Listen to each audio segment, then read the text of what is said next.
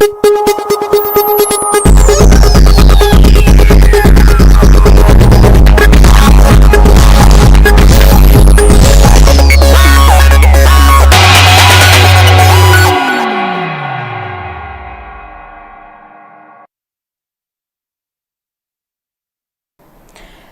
Kurumjari, Northeast Window TV dialogue ta meeting tabiri papum putaram nokjari. Ngasige khoi ki thamliba dialogue ki topic si first arrest on Tronglaobi bomb attack. Tronglaobi gi bomb attack tu gi matang da thamjabane se maruina khoi gi haukiba April ki tarik taruk ka taret ka lona ba hing dongai batung saurak na pung amaga minute manga taruk muk sumaina chatpagi around swine stage da khoi gi phamung da mama ga tumduna lairiba tha manga gi angang aduga chahi mari khare helaba machin mokpa ni si khanghaudana bomb attack torokpadagi khoi kan bangam dana laikan bangam dana dumai si ki wafam leire hairi basigi makha tarakpada khoi shaungna ba miyamna manak anak ba leiba share pek ki kem da khoi gi thomjin dana miyam chaungna mukna ba thoki mukna ba da khoi gi share pek ki kem tagi firing tawtorak matam da khoi gi maduda mukna ba yawa micham ahum thawai thaki dugi matungda miyam kai thomjilakana share pek ta khoi gi mayam chaungna mukna ba wafam leikre sigi matung tarakpada amuksu khoi gi mafam khuding digi haungnaruba tawdana pendra miyamna akogi justice athuk matam deliver tongnaba mara laina fana baina akogi kanogi akogi maira gi release tuna hinung thinaidana akogi thomjindana miyam gi apun basagatana choba sakta mama koina ugi aduna hairiba justice pi na bagdamakta miyam gi maikai dagi yam kanna adugumba laibak thiba akogi yamna nungaitaba thawdoktugi matangda chongba pot amakha akoi leidini aduga adugi matung tarakku matamda akogi tongan tongma thawdok mayam se tokre bayam mathang thogla abandana hairiba irang sigi process se kadai fo yaukrabano NIA da sinakre haibagi tangkak sibuk laikra matungda khangdana akogi kada peship oina amuk leirubadu akogi hairiba posi thida sienaba numitu dagi paraka na akogi 127 days ngasiga asmana almost 4 months sidaista chenaba ma fare haina akogi PS palai thadou hairibani pasi maduga numit tarani gi masi custody da remand chu lauthadana leiri haiba posi husik misaksi aduna thawdok asida chenaba ihan hanpa misaksi mahakoina akoigi ngasagi investigating agency sina phare aduna haujiksi Tronglaobi bomb attack da masiga mari leina in connection with the Tronglaobi bomb attack phare basi yamna significant oiba investigation tigi development am oina adungi meeting duri akoina yengba yabra hairibadi masida yamna maru oiba crucial oiba question ama akoina masi thoglai ibasidi la iba entire chain of those who are responsible si under cover tawba ngamgadori bra haibagi poi wahang sima su yam thina chaung lae aduga ma attack sigi mastermind lai ribasi kana no haibagi breakthrough ama khangena si akoina lawba ya bra haiba form lae aduga loina na akoina sidai sida ahum sigi basi sidai sida akogi muknaba matamda share pek ki kemtegi munoi kapthorok matamda sigi ba ahum sigi kesina kadai ofra lairibano aduga miyam na thomjindana hotna kiba tongan ma thokiba same thawdo khidagi lakiba kanu singsi chenara kiba case mayam sigi posina kadai tangkak phawu lairibano haibna chingba swagi area sa ko hena kupna naina jana bidamakta masi akoina karamain lawba yabagi asigi breakthrough ama khaknani yengba yabra na hiram swagi matang in depth naina bidamakta akogi studio da ngasi lengsin lun lebire ikai khumna jariba panelist sing the former acting chairperson MHRC Babung KHAIDEM Babung Taram Nokchari ani sub the lengsin BDPC editor the Frontier Manipur Oza PAOJEL CHAOBA Oza Taram Nokchari ahan bese Babung the lakchige Babung huje puk lairiba development sida Babung gi meeting the huje kamain thambi ningi aduga akogi law gi meeting de hai tare lairiba case sing sida sidai associate tawriba case sing si kadai fo yokram na bise miyam asu hena khangningi ama phare na puthorak pasi mase investigation sigi adugma achauba akogi breakthrough ne na lawba yabra adu kari follow up sing hai tare kamain thambi ningi pabu chome hojike lairiba Tronglaobi gi thawdo khangde ani thawdo kama criminal act mi siba chokpa tawbo punamagase file mala khotpasi yamno mara oiba aduna yanan bada Tronglaobi gi haukiba April 3 chang pa tare taruk ki nongai matung taret ki hauba am tare 1 am adwaida sakhang da basingnak bomb blast torpadigi adugumba huziki hariba Tronglaobi gi yum matai oina laiba yum amada mamana kolaga tumiba angang ani sahai kibadumna amana chahi manga amana tha manga asi tumdra lengada angang ani tubu hariba bom mache nam pandana sire khudukta aduga mama bona tin soktana hospital da layang bai phibum lekhre Hairiba Togdokadu Hek Tokpada Mam Chin Penadana Newton Puntarama to train toy. As I dagi Yomchin Nartana Manana Pada Inana Pada share PF Suleba Atopa JK Rifle Sulebra JK Elepintoguto. I don't know Lap Male. Adaida shall PF Sina Lega Kalitorim Sekanti and Dabra Kotabla Habigi Marum the Quasaunaga Miam Hopchiludana.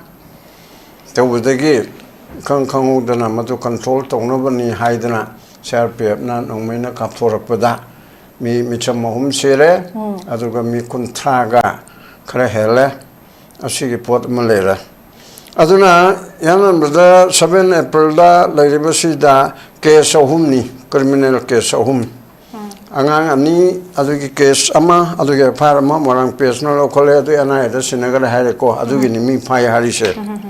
Then Ani Subana. Miam do changi bedu shall pay na Kalibana mob ni Haiden Hoy, Miam Nina, or with the Ormbe. As a mob na shall pay attack Tore, Hibegi, shall pay from the gi, Pile Toba, Adugo Moto, or Brocalino, Adugi Kesama,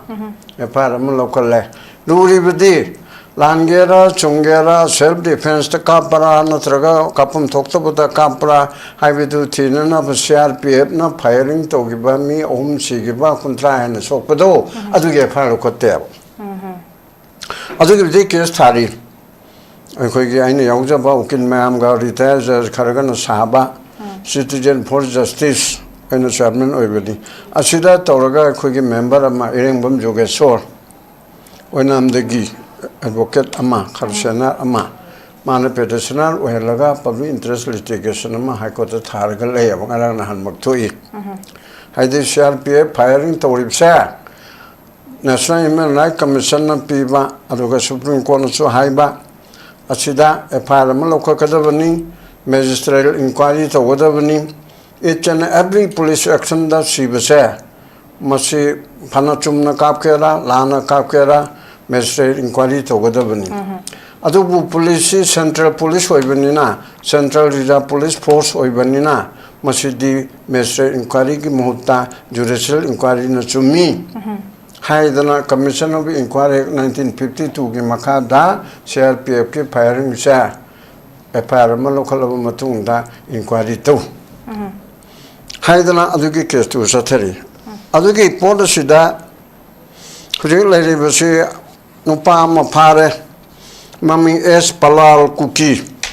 THADOU Rom they give the oil leather cookie oily by Tare. Michael LAMJATHANG, Hoy THADOU ni, my sorry, or the way the cookie when the leho by Tare. Michael LAMJATHANG with the cookie, not the Haredna. Aduna, NIA has arrested 1 S. Palal Cookie. Masikanano, finance head of the United Cookie National Army. UK NAG National Army Finance ki Puba Makok Haitare Adu Chusanpur District Tagi Adu Nama Pabase Narang Masutang Tom Nidala Agastala Nitoida Magi Hideout All Girl Mall Village Chusanpur Takiko Mase Adu combined force involving the Manipur Police, Assam Rifles, Indian Army and CRPF etc. Mayam Sina, Toraga Mapare, and the Haribanu Pase, Tongan several acts of violence, criminal, Mayam the Chernaba, Amanitang Haitarabda, bomb blast, Torbung the bomb blast to give the December Tarataruki,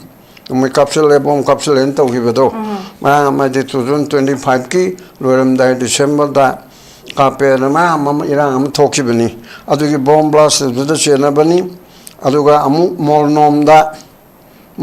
firing da amu Chernabani aduga February Ohum Mali 26 ki asuda thokpa thokdo aduda Chernabani adagi Kaprang on July 4, 2016 which occurred ahead of CMO Chief Minister ki visit ki Mangjaunana ko adugi duda July Marida magi firing da Minister ki Chatpa Matung la Mamangla Aduda Man bomb blast of Gichana Bamlere incident involving security person in March 2026 ki March ta security da nong me kapi khole na to bu tho lok ta chenable le firing incident during the operation of March 25 aduga March 26 asida tawki bam su chenare aduga asina chingba mayam sida ko habitual offender bam haip tare ko hariba case mayam case tare ni pan yamdalda kan according to the newspaper report ne ko media report matungina sumaina to yamna maru oiba culprit ama hariba Tronglaobi ga ngang hatpa du de yamna maru oibara du machet la mataira du di subject to investigation nijarani adigi wa hangaga adu di thorak pane hare mechanism hojiki leibse asi sinaraga adu matu thorak pane yam phai thengmal le haibane khona haidi Tronglaobi gi tawriba pod do nongni da hak operation tawdana mass combing operation tawdana surgical strike tawdana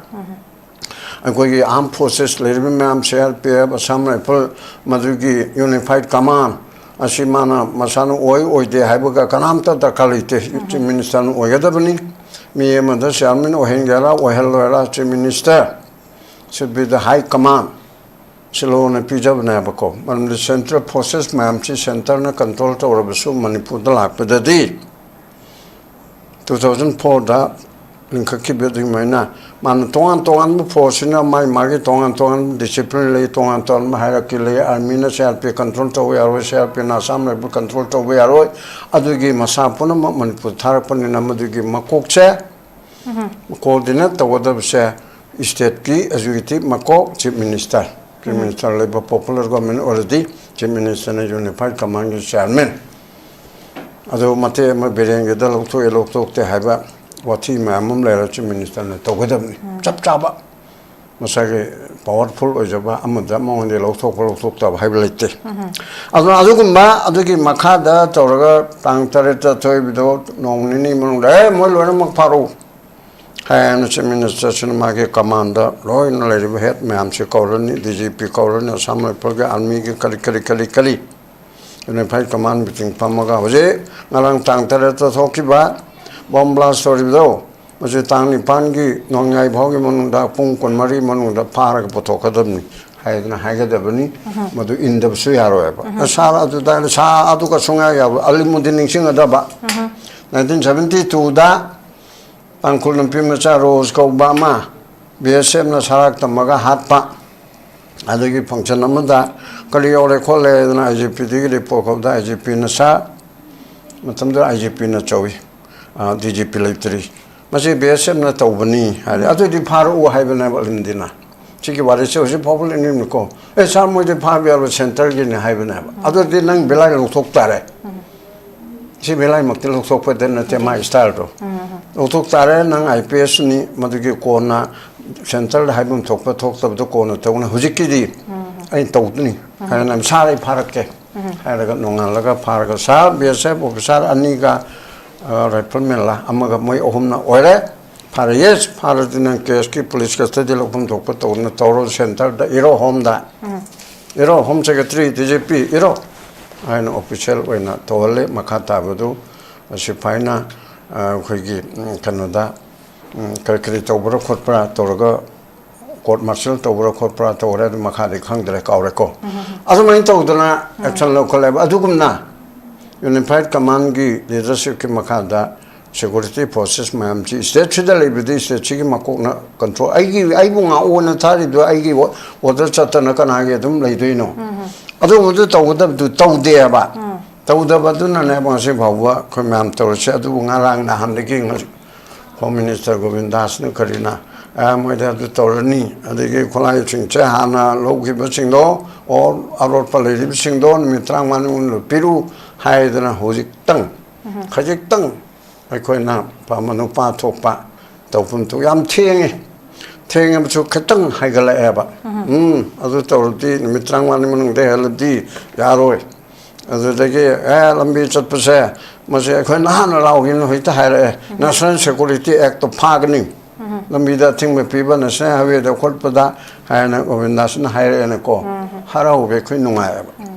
अदो मैंने हाथ न देखी तो high बने नहीं था तरुक हेले जना गवर्नमेंट तारे चंगा दौरे जना हाथ न देखी तो रो बाहर के गवर्नमेंट से तो वे आदु गुमो गवर्नमेंट से कोई दा नुपा टोक तबा अखोई के मौंगा मन तादबा अखोई के आईसीयू दा लेबा ये गवर्नमेंट ओइन तोयबा अदो अखोई पर्सनल ओइन चीफ मिनिस्टर ओरिबा मंत्री मंडल ओरिबदी एकना मनते चाइना उचिलिना उमर मपांग आतनी मोइबु फानिंग बिग हाई बनेबा अदुना सिगी come to the point. She laga ma pare, Mondawa Hangaga, Kanakanaya, the Dilerani, investigation progress issue, the same I commissioner Haibigi Matung in 2010 gave direction, a recommendation Pigre, State Kurimakchi Minister Singh, Chief Secretary Singh da, Police Section Kurimakta, Chumna. Self defense ki toribra, lana kapibra, chumna kapibra, amabur somurusu, Mr. Inquiry to Wadabani. That means center ki organa, judicial inquiry to Wadabani, a pile of Kakadabani, Aduga, Madugi inquiry to Chatabakanda, Masimishina, Kapagi, involvement lere, Moi Wingshana, Moishina. Habi Potola can investigation Chataraga. Investigation Chataraga. Mara later have to Toraga than the Pigadabani, Natraga Tadokadabni. For example, Amatang Piramga, Rimski Torido. Yes. Just say the MC and Natore, I am victim you can wear Moya Om Chenare, CRPFP, Aducena Haramina Sibia, the case to Tadare, Aduga Matamdu de Gahati the Tomale, Aduga Moya Omdo, than the Lere, than the Panga, life imprisonment, Tabani, Adubuko, Apil Toraga. 2004 ye daidara jaja manatamani o khoi ge chamoroi bolna tum 2004 ge duda moi appeal to de thadu e haibra tawna mo hoi case to result to le jagare adu mana process to chathe ba adu tawdam ne na han sma ha okay pabu huje phobu lai diba tangkak si phawda aduga Tronglaobi incident siga kari kari like the pabunga akogi marik chuma chu takpi de duga every police firing say da asigi post da akogi inquiry sidi it's mandatory have ne du hujik lai riba se pabung hujik ko thambi kre phajana Tronglaobi sta case ahumni angangani sibeduga aduga akogi maduda mukna bada micham ahum sibeduga micham ahum sibe sigi hujik aduga no FIR no inquiry laitaba adubu sida kaidoba ya have do aingi thong degi pabung wona process aure have post lai re aduga miyamna CRP the Thomjin give a question of Miam Sigi case we are Humzigi Manunda, Masaki Ani Suba, Mijam Hum Suba Sigi, no FIR, no inquiry, Adubu, Honaba Sigi Posima lady. Aduna Sides there could give Hose Pabuda Tengmale, Tengmalagasu, Taura Ibase, Tatar Satarapase, the Quinigam, Kamina, Sina Quinigam, we have Simayam, Higher Labisi, Matam do they do the talk you Matamda. State ki absolute akogi subject with below and other see state ki makuta mai makada sulai later but na akogi matam sangna uraga lakpusi kuide matam do the sumayam law ki besi akogi terrorist ki ekta lengak na condemn ga tong ki yam pen de condemn to khom thong te terrorist ki thawong sidi military ki action na pakum pi ge damni military crackdown to godam ni ka haiba akogi sarkar gi akogi kaino ma figure kan government ki magi target magi objective adu ka karino habe sapsana adu official statement piu kan yam demand to matam do tawki adu bu matam hokre numit chama ga kuntane sure adu ka ahan ba election music fare se just project of lak se ge ja oda masi ekoina kamaina gingba masi investigation chi ke dum breakthrough ma khangin hawra pose ama phaba hawra pose smain ubaya bra loine involve to bodo mari me loine chingthora ka phaba do matam khra changa su da makoina thajaba thamaga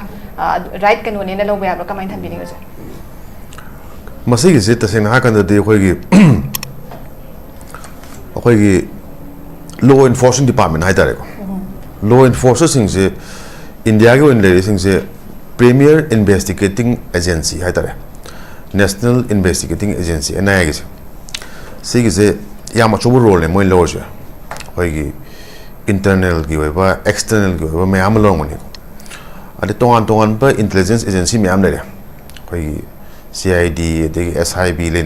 military intelligence, Tongan but Peramadi, Army labor, my Tongan be intelligence wing lay state kilerico. I don't know.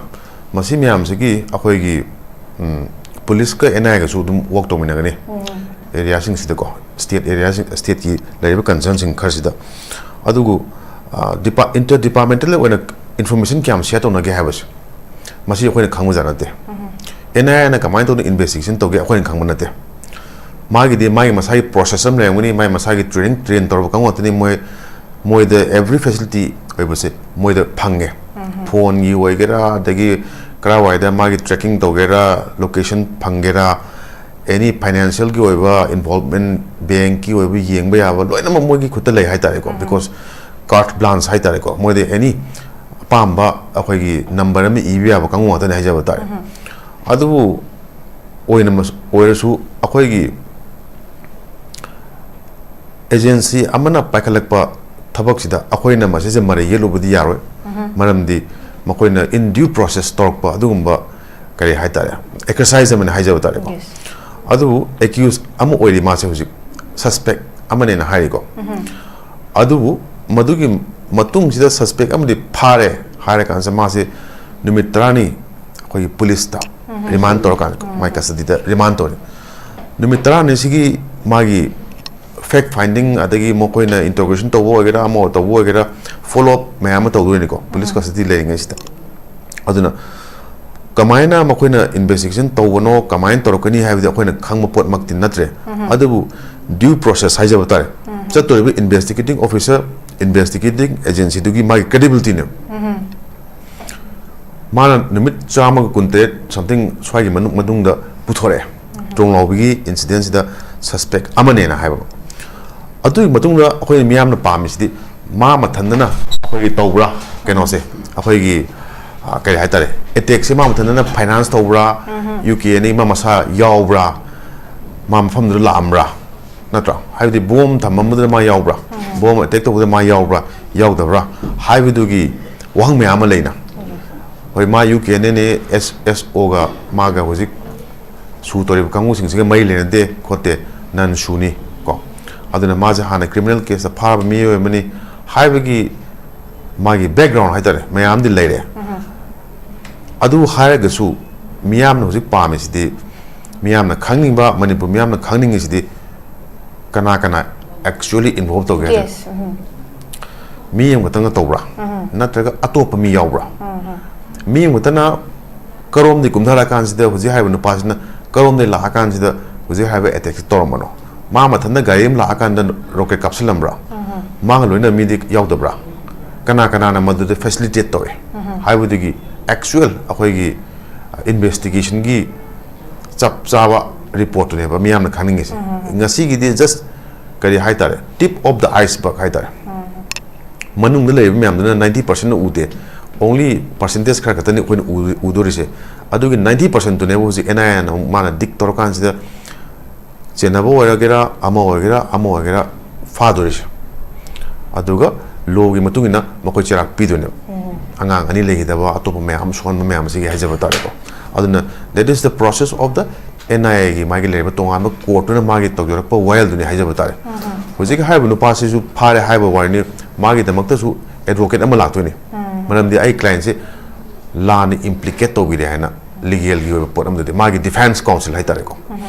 defense counsel na mare yena ni adugi court yem le jagani whereas hoji gi legal matters lakta gadi होगी NIA ना सब चाबा प्रमाण है तारे मागी court पुथोक पे यावे evidence कक पे यादर वे एविडेंस सी पुथोक पंगम ना तागदी मासु तुम तांचा दे बेल थोके बियाने who knows अदु बुदी हन तामनी ना हापेट संबिरा अने को अखोई ना अदुमक्ति हाइबो बुदी खंगदबनी ना अदुबु अखोई ना सुम जुडिशियल प्रोसेस ते येंग तागसु मी मसे फा तागसु until and unless he is अखोई found guilty को अखोई beyond reasonable doubt हाइजब तारे अदुबो ओदि तागदी मासे innocent ओय हाइना अखोय दुम presume तोय अदना मंगोंदा अखोय न फारे हायगसु अखोय न मंगोंदा हेक्ता लोइनम याब्रा हाय कानसिदा मान लोइनम तोरब्रा हायबसु सिजु खंगद्रि हायिंग in due process of law due process of investigation तोरकुदुने बको अदना करिंग माना जेनरिबा अखोयगी तोरिबा थबक सिंगसिदा मी अतोपा अखोय न मयाम यावरें खलजे याव तागदी मधुगी पोत दा अखोय ने सिओ तागदी अखोय न हांगै चिंगनामी पोत सिओ देरा मेन मास्टरमाइंड यावब्रा मास्टरमाइंड सिंगसिना करिगुंबा तौ तागदी मास्टरमाइंड सिंग कना कना नो इन्वॉल्वमेंट तोरिसे हाइबगी चप चाबा अखोय कंप्लीट रिपोर्ट ꯑꯩꯈꯣꯏꯒꯤ ꯆꯥꯔꯖ ꯁꯤꯠꯁꯨ ꯊꯥꯒꯠꯇꯧ ꯋꯥꯠꯂꯝꯒꯅꯤ ꯑꯗꯨꯗ ꯆꯥꯔꯖ ꯁꯤꯠ ꯑꯃ ꯇꯧꯗꯧꯁꯨ ꯋꯥꯠꯂꯤꯕꯅꯤ ꯑꯗꯨꯅ ꯌꯥꯝ ꯁꯥꯡꯕ ꯃꯇꯝ ꯑꯃ ꯋꯥꯠꯂꯦꯕꯀꯣ ꯑꯗꯨꯅ ꯀꯩꯅꯣꯗꯣ ꯍꯧꯖꯤꯛꯀꯤ ꯂꯩꯔꯤꯕ ꯐꯤꯂꯝꯁꯤꯗ ꯑꯩꯅ ꯍꯥꯏꯖꯕꯗꯤ इन्वेस्टिगेशन येंग तारी क्राइम से सिखतसु नते तोंगान तोंगान थोदो मयाम लेग्रे मखन मखन मथेन मयाम मी मयाम सिग्रमनी मी चनी मी क्यानो मांग्रेनी मी चनी हेन सिग्रेनी को तोंगान तोंगान बा अखोगी होय इंसिडेंट सिंग से खरा खरा फाबा लेता गसु मखादा स्टक ओर लेबा हाइताने लैलोन वाइफाई की केस ता नुपा मन मति मनो फायन हाय को मदुसु प्राइम एक्यूज मक्ति नते मोजे सस्पेक्ट ने मते नुपा कोई केनो ओन गिब मल लेगिबा कोई की कुकी ओन गिब नुपा दुने अदगा मागी नुपीने मबानी फारे फारगसु मबानी से डायरेक्ट इन्वॉल्व तोब्रा मी हाथ पर इन्वॉल्व तोब्रा मखोई की क्राइम दुगी कोई करी हाइतारे नेचर ऑफ मागी क्राइम हाइतारे माने परपेट्रेट तो कांसिदा क्राइम योरगे साक थोम खतम ओइब्रा नत्रगा साक थोम हेन मी फाव मम पिन म योरब्रा नत्र एक्चुअल काप योरब्रा करम मागी चांगदा होजिगी चेनागे हाइबदो क्वांटम ऑफ कोई पनिशमेंट तो फिक्स तो दोइबनी अदु होइतागदि अखोइन होजि येंगदोइसे मणिपुर थोइबा क्राइम से अमा खतरा हाइब क्वेश्चन बि वाइनेबको होय सिने याम मियाम नुंगाइदबा याम हिनेस ओइबा क्राइम अम ओइ नुपी मचा मयामगा अंगांग मचा मयामगा जिरिबाम मी तरुक सिगिबदसु अदुना कमाइन तोगिबो होय खरा फाय खरा फारि सिंगसिगी मखा ताबसि कै लेगिसिने यस मते तुगदने बगोइन उर्जे मतोंदा मी खदंगदि फारे अमखक फारे अमदुगो फारे अदुगी मखा ताबा इन्वेस्टिगेशन क्राइ चखरगेसिने मतम सुम डिले दली तरुब्रा नत्रगा खरा खरा याननबा अखोय बोक किसक थाके टाइप तको नोमै मी म्यामगी since public is crying out for blood आउतादि अखोय मोइदा केनम पीगरसे ngatung episode na naba na taidi masina questions myam raise tore masina heng akhoi government sida keno ma lakpa ka haitare opposition kangu da khudong sa pi gi lena ko hujik ti haibi adro akhoi investigation tori adu tori ada tori mi pha ba hore haibi at least government can show something natra adu makha ta ba deeper investigation gi cry yor ga have question num ko khangning em ana manipur thoiba crime jing di mayam yamre 2023 lakh to thousands of cases registered tawrabane adu actually akhoi di hujik labels film jidi crime amakhak na to manipur to jidi pura akhoi crime world haitar pula kansida achum mana kaino ara mana kaino mathong maram khangda bida खरा public की attention से सिदा सिंगन सिंगन खरा तौर कांसिदा way forward से कहीं भाम M तादबदो हुजिक HYBE cases में हमजिदी मागी नेचुरल कोर्स में सखिने तप थुबदना कोई खंगरेको it is not up to us कहीं कोई एनआई नते कोई सीबीआई नते अदु मदुना चसखगनी चस तागसु एक्चुअली अखोगी मणिपुर द थोइबा क्राइम मैम से एक्चुअल अखोगी मागी कैनो रेस्पॉन्सिबिलिटी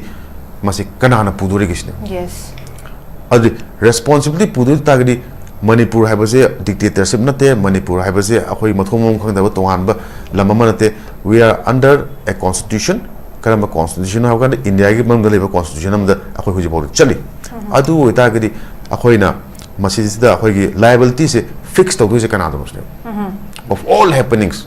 अमा खक्सिन तब मैम से लोइनो पुखला कांस सिगिरबा नागरिबा खुनगाकपा मैम अदु तो मैम वॉलंटियर मैम इमा मेरा पाइबी मैम इचे मैम हुजि सोनाइदन लेरिबा मैम सिगी एंटायर रेस्पॉन्सिबिलिटी से कनाना पुदोइनो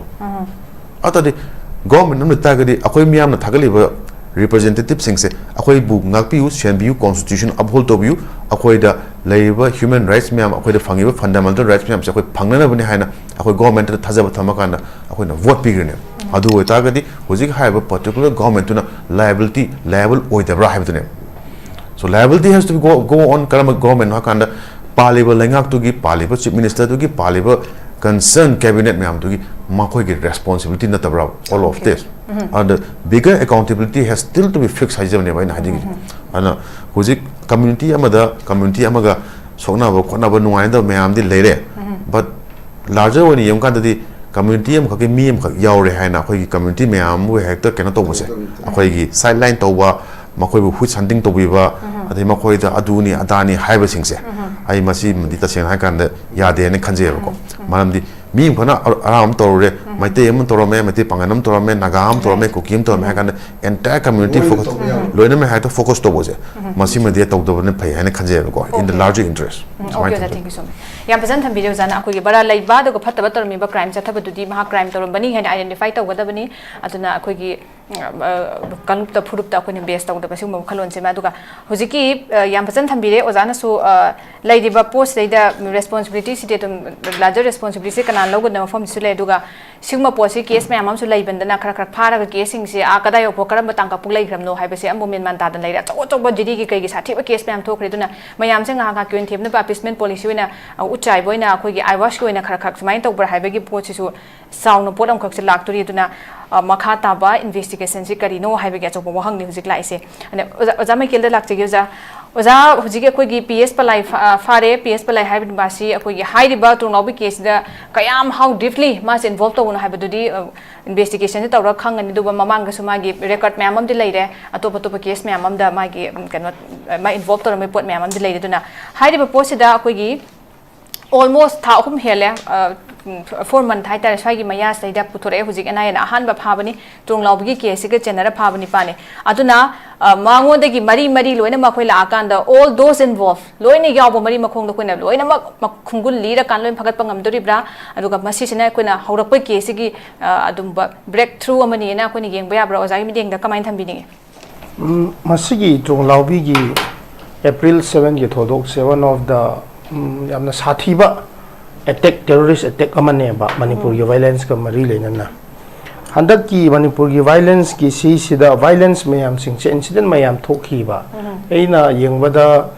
maitei bu yamna hatlabadi separate administration fangani haina objective ama adu gi du categorization amada thamninge ba ani suba category si sida yengde yadaba se THADOU su kuki su THADOU mi di chap manabadina lon su chap manabadina sak su chap manabadina khun su chap manabadina laisang su chap manabadina THADOU se kuki natte haina hoi THADOU impi Manipur na toba pot se thok patarabadi and if maintain adu yabi batarabadi ata tayor akanda kuki gi pot se le roy adu gi maram oiduna khulai paiba kuki gi mingda ideology separatist Manipur thongai na ba gi ideology chatpa kangbu simsina THADOU kuki nate haiba se suya ya ning de ba constitutionally separation leizare ba THADOU na tongan na leizai kuki na any kuki tribes na tongan na leizai ba konthang na lapatar ba su census da su tongan na coding hai tare ming se leizara ba pot ne ba any kuki tribes na 2011 census ki matung na 28000 ne THADOU sina 2,16,000 ne ba adu 2,16,000 du krai ja khra ge ngasi thiba phangdre ba ekhoi mi khara khatang sina la kan sida to ne ba lakh ani ga lising ta tru 2.16 lakhs ne ba now ena puthok chaning ba point di THADOU ga maitei Manipur CSOs me am sing se irang to dringai mamang de gi di adum wari sanari ba me tang taruk da su 2023 da su kokomi gi luchingba maroina oza jitendra oza athoba yauna akhoi modbung da sigi irang se that me gi se champur da gi thokpani adu gi maram oiduna kangpu pik se yohan loigum se THADOU gi tapa jaga sing se yohan loi se haina khoina meeting gi damak ta ko khiwene pa lai moisu kokomi gi delegate sing su lai sekmai la to kaino phau kan la tumbi phau yo ra kan sida THADOU gi delegate sai gi ja kan ba threat maroina KNFP da gi phang ba da gi khoi gi maroina nem chakip gen gi no pa khoi gi phang ba da gi khoi na du gi THADOU ga mai te gi kokomi gi meeting do pang thok pa ngam dara kan da lak lebe ne ba hojik KNFP maroina nem chakip gen ma no pa khoi na imphal da yumnam khem chan honorable chief minister manak da laga ate sarkar da central da chat patar basu mana kuki ni haina dai bu lobangam gadra kuki ga maite gi marak sida understanding ama home ministry da oiro intelligence agency da oiro army da oiro kaya tak tar basu moi bu kana na thajaba ngam gani ba moi sibo Sara hela kansida naga na senapati da thala kansida ka tombi da thala kansida moi se squeeze oiduna sandwich oiduna le da kansida moi se khadrak amagi policy da tholok pa yawa de moi bu kanana thajagani ba. How do Meitei and Naga response to such type of appeal from the cookie? Genuinely tokibra hai basineba. Now in a puchok chanba pot di ahoi thado ga Manipur CSOs Meitei sing unage hai na Iran gi mamang de gi su lai toraga lai NRC papung khoi na toba matam da su adu ora kanna mitop khandok se hai na koi lagar lak pane ba adubu akoi se hetang masing yam da ba or vocal oi da ba or naron na namsin ba da gi maram oi du na akoi se yam na vocal oi na thok pa ngam da ne ba nevertheless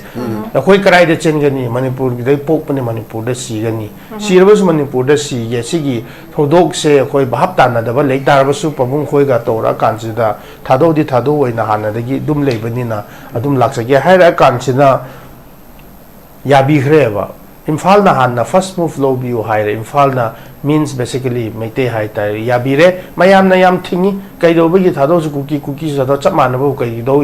lo shin bano hai na yam na critical oi ba mayam ni yawe ba ado itar ba su apan ba di dum le ba ya da ba gi maram oi du na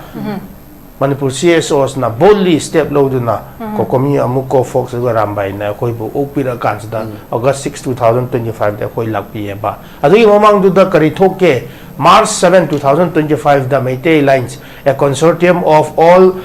Manipur Meitei diasporas around the world, Muina Thado Impiga Tora, consider Delhi, the community understanding of Mapang Topa Matamda, UK ni Haiva organization Singchina, Pang Topa Ya Roy, Hainakan by instruction, Toa consider Jeto Lameba. Thado Meitei Sina understanding of Mato, Toge, but heck, Patang from Heck Yorobadi. Cookie Kangbu Singina incident ama se adum pangto eba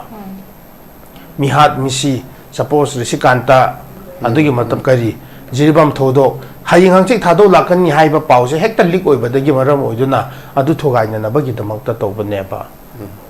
pre conflict da su lejare within the conflict da su lejare aduga upai leitra kansida thadoga Meitei gi marak sida yanaba ama lakre la kansida kari thoke hai taradi kainogi August 6 da su kari thoke cho kampupi da thadogi leader sing KNFP na luchinga kansida noi Imphal da shanti gi damak ta chatle haina threat to duna phu duna pha duna thammeba adugi mathak tu da amuka Assam dagi ekoi Thadogi leader ama observation gi damak ta kobni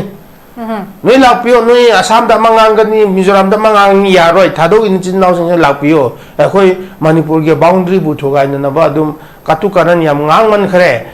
machine ne Meiteis are there in Bangladesh Meiteis are there in Myanmar Meiteis are also there in Assam adubu moina Meitei gi ne Manipur da merger to ge haina moi demand mata su toram de. They are happy with the present international boundary and state boundary. Doi tarabadi, akoi su no su amtang lakpio dana akoi na namna kora kanjida. Oh yare pare Thados of Manipur son ba tarabadi akoi su yaroi Mizoram dagi Thado impi leader ama chaka kaino dagi Thado impi leader manga lakpane ba yaubne ba Manipur CSOs ga akoi meeting phamba du da. Halla kanda kari toge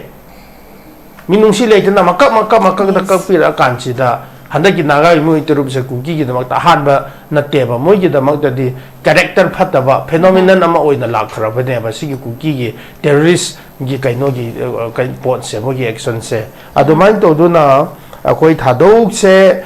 cookie natte Imphal da chatpa yare haina akoi na utla kansida cookie gi to ki ba pot se le roi do ba pot di da le ra banina when the people supported their go back to their distinct Thado identity and go back to the idea of Manipur and start embracing the unity and integrity of Manipur, ahoy na yali ba lambi du da Manipur kanga do bune mitop khando ko do bune hai ba lambi du da Thado lak ani ga lising ta tru se lak pata ra badi cookie gi pot du leitre da na adu leitre ba gi maram o na moi desperate oi ba moi gi ideology du moi na Thado na crush to go do re hai na Thado gi pot se namthar ga leba ne ba tawning ba taw jasnu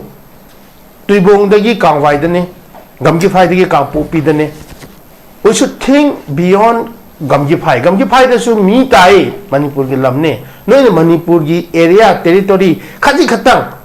constituency MLA da hai taradi ahum mari noina dominate to ba yimaram uibaduna phau sara kanchida violent activities to batarabasu kuina lasting oiro haibese akoi conviction ne ba adugidu loira kanchida thadou kuki nate haibese proof gidamakta thadou gi festival khwaidigi chawjaraba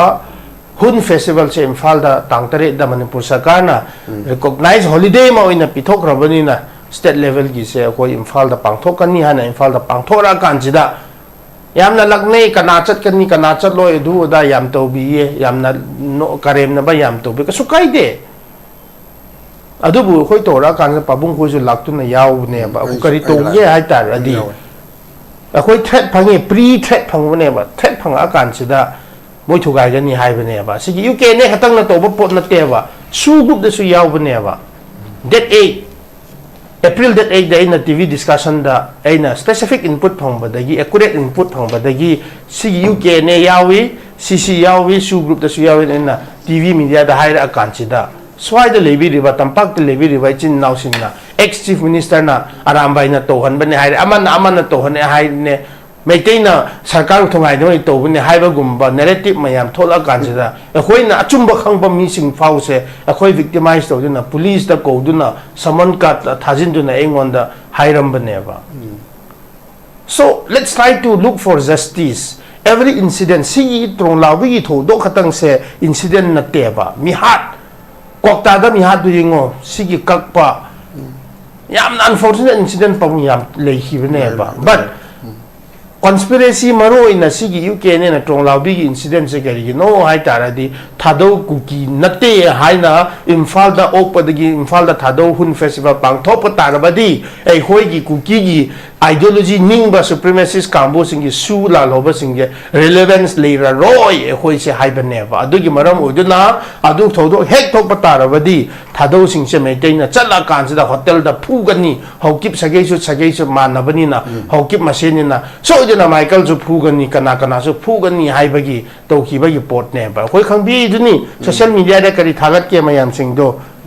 thadou kambu chatpa sing do hotel da thomjille phare khotle phure maintain na thomjille haidana social media da viral oi hale dudi likewise hun festival nimit su moi maintain sing na thadou bu hatle khotle haina to na kan na to hi ne ba even chief guest oina ining tho phau su lakpangam na le ba ne ba that is the level of kaino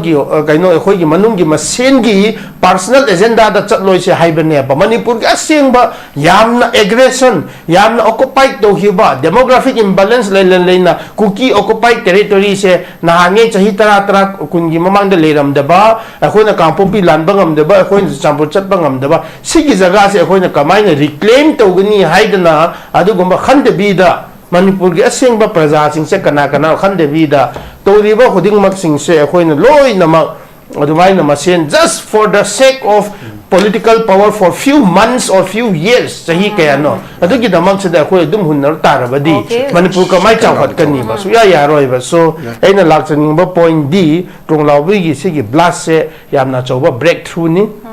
sigi breakthrough se khoi sabak da su kanna yaura kansida hanama se NIA na phaba su na chade NIA na phaba su Manipur police na phabni Manipur police na phara kansida mathang se formal arrest roduna lora kansida magi mathak se FIR ka no lekhi bane ba ma se he himself is a pastor by profession pastor ne haibne do tarbasu he has been involved in many of the violent incidents sida khoina taraga dum lakpane ba so now things are moving in the right track hojik su ama ga thadou ni haina maming de yaw na thadou to khibne maintain na akhoi si soire thadou losin ba soire du da ne haira kanu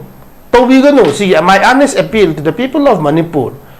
ko sigi political power singi moigi vested interest or sabotage to ningai di to roi se hojik si mi phara bani na breakthrough ma le ra bani na ain gi podu ain gi na matung na chatna laga adu parsu to bana fagan ei main tham jage okay ojayam no kan je khoi gi lai ba pochidi akhoi gi organizational network na taga larger political sigi pochigi sigi keep aside ro kan beyond akhoi ethnic identity haitare yoram bapoturi akoina kuki di thadau di dum kuki identity se reject to ga laibe wafam do ojana su phongtok pite tuna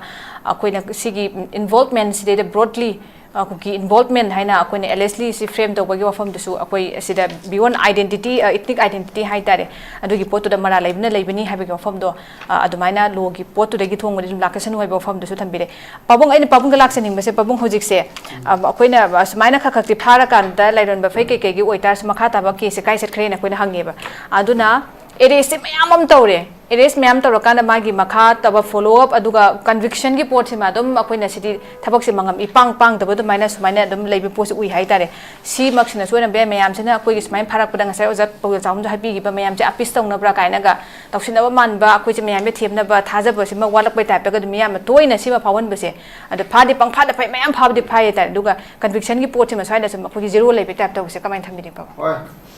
akoi gi se activist yam wa le yam lei boy ning bani civil society yam yame human rights activist yam yame lei boy ning ai miyang da di yam na le ram dre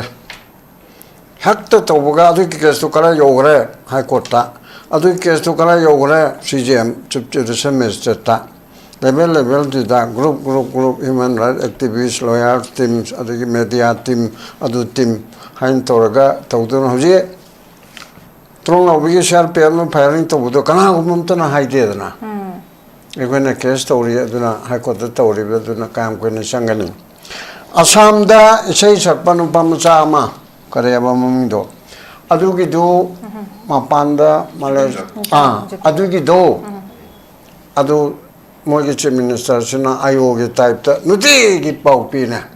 moto udringi mamanchu moto su adu mami mari phare amadi kanu tori expert thabi ade ani ma phaga de lotran la adu tori no te at least ni homni kudingi hojik chana matang phabalo radana day to day trial to goda bani fast court ama lenge pramanbo sumaina toy masi to goda ne aba ada koi di lo su kar so koi pulap khamin na dana investigation chata kara do we have nothing to say ko kam haru be adre silere aba journalist sing I na pin Anab Goswami the BJP go ramaya momo adu ojara sanu adu oiraga su mana investigation to ko mano ko thoktana ko mi ani phare do kalkali hai adu kali tawi kole na ayo ga su unna dana konna dana natra case gi mari mata victim gi no ya ko thoktana ngang ya ba ai ko sedana ko tele de ko na comment pi bi ade kanana ya de hariba subjudice or subjudice ke artha kari toriba kotel ba case to mapanda wali sanaba yade se kalai de yoriba ke sadu ki sok pe aba badi bibadi ani ki manungda amagi sok pe aba just the influence to we aba pot adu to no haibana ba adu na tabloina haibe investigation no je es palal kuki haina pare adu de sai chauna ha mitara ni police custody lo ko hangwi rai ni makari to ora police custody lo kari kari haire mana haidok pada yadaba ko aibadi state ki interest kaiba prosecution da kaiba investigation da sok da bod di hairo haibi adeba aduna de mana mi kharche ne hairi adu kana no de hoji ko ne de ko na haibi ade haibi si ya ba ko aduna adu ma mutang tawdana digi activist sing sina kara yo ore inquiry du tawga se amga mo haigena ko ge chief justice ko hate high court ke oramba amana akoi ge tang ahum degi thokiba thokdok tu gi achouba inquiry commission of inquiry act 1952 gi makada amishana central government semna ba chief justice oramba ama hojina punjabi na oigra mudu retire tore adagi IAS officer retire ama IPS ama Assam degi ama Kerala rum degi ama aduga chief justice oramba ama ahum sina commission of inquiry ama Manipur da thoke be thodok singse kari no tamo reference mari manga piraga kana na hodo e kana yore kato loin tawri aba chike do we moment to tawde kana to so laude thatruk e tokna hoji so mu je tokna tha kharo alam gini asi tawde si ko to tawraga adu inquiry do kala chawra report ko biu haibsi yamna ta punamok to ai ha kan nang di taw ya dra haibi ai loin taw ngamro I'm a senior advocate ai na case thaba ya banate chawning bagi na taba ada ai na thabuk loin ngam sunate ai so halu isalai adu de naharu public spirited loyal mana club sangsthana mana karina tologa public interest litigation yam chari dena ko sei mai mara ka sujata makta da yam thal leba lambi nongbi ke mana thadana ko le pedu case to supreme court le re dana adu gidi drop to gore aduna adu ro ko su mam to da sa hangi bu ga maril na ba taksin ga da ba court ga da ba politician ju le te ba ko je adege me da su aina khan ba gi chang adu da le te u ken su judiciary su adu ngai de bar association ju noi na mak che ho je ki pum chi sim na ba BJP ki sason mayam na government dang hai ga no na hai BJP o na hayu kuki na manipur thogai do re hai ga no BJP na manipur thogai do re hayu na hai ri ba kari gi noi bu kuki na horak te ba separate administration che BJP ki mantri ani MLA tare asina me tara ni thoi ki 2023 ki me tara ni thoi da minister pau hapki matam dugi minister namsa kibge ate kuki MLA BJP ki tare moi bu mateng pang ba ahum KPI ki ani independent ama moi tara na a separate administration in the form of union territory with a legislature she had panaba then me Tronglaobi I want to say lo le aina kana to hibani election local na DGP da matam dugi da dioletaram evening as a former chairperson of the Human Rights Commission oina chigisa chi toraga Mr DGP Rajiv si local mam ron phong rekom aduna adukum megi port aduda mayam si BJP ki oiba MLA singduna mantri oina MLA oina tawusi BJP ne yayaba action lokotte mado Johnson na thorak padegi maundi ki khange ba man public da haibeda koi lering da action lo si haino warep lo ga center da thaba da di mase amuga na manamani nai gnu edana kal phajin khareba ado man BJP pamdre na thorak pa kan da haidora edana loge budi khanjaramba ada yaro edana dictate che BJP oyo Congress oyo party regional oyo ha aduna phai BJP phatre Congress phatre regional adu bu amut bu natri na BJP na pai su yai ne chap mi oraba chap lawfully law and order sai na pai bene ko adu state ke level list to constitution ne yori ba list to gi entry ko entry humpu taru manga amde lok sokara entry humpu ma thoi che humpu je public order dege horaga police na ani suba then land 18 suba then communication de lambi thong state ko iba thong anu ba mapumang khang den horala na sai gaib si yabna te ko adu sigumba mayam chi state na control to godam ne ma ge shakti do sini haibe se shakti do sina ba ngam badu ne ba adu da hoji ori ba government sina sina ba ngam da banina machi BJP oi be ge sina ba ngam da bra Patraba Congress hapana tan upalite hariba aduna dum parabra mayamna yade habigi matam dugi go yamba muiba do 2019 aduda changan ba de na maramde manipur thogai do re han to bugi mam to du yayaba ibobina kaigino adagi Pranab Mukherjee Chidambaram adagi Kerala ge do Anthony finance home defense home jine aircraft tharaga chabu ko ningchingani ajude bu bi Koraga Haidim na nang mui ba chang mui haloi the prajana yadavanina sa upalite Pranabji my de personal guru ni upalite agi prajana yadre hain toraga tori ma lok sukte